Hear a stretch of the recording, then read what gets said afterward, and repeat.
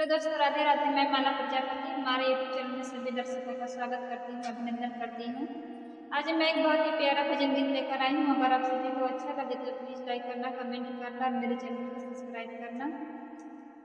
फाट गई नैहर की साड़ी, बल में तुहरी रहिया निहारी। फाट गई नैहर की साड़ी, बल में तुहरी रहिया निहारी। ससुरे में सास मरी मन ही न भावे। ससुरे में सास मरी मन ही न भावे।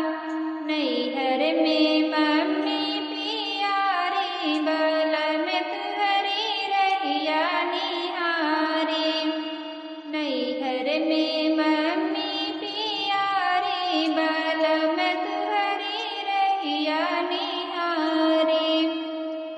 फाट गई नैहर की साड़ी, बल में तुहरी रहिया निहारी।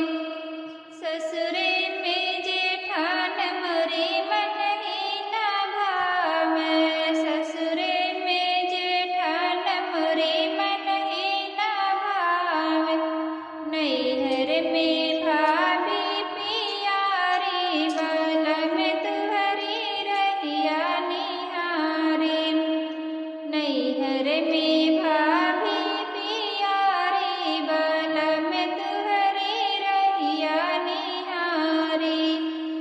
फाट गई नैहर की साड़ी, बल में तुहरी रहिया निहारी। फाट गई नैहर की साड़ी, बल में तुहरी रहिया निहारी। ससुरे में देवरान मरी मन ही न भावे। ससुरे में ननद मरी मन ही न भावे।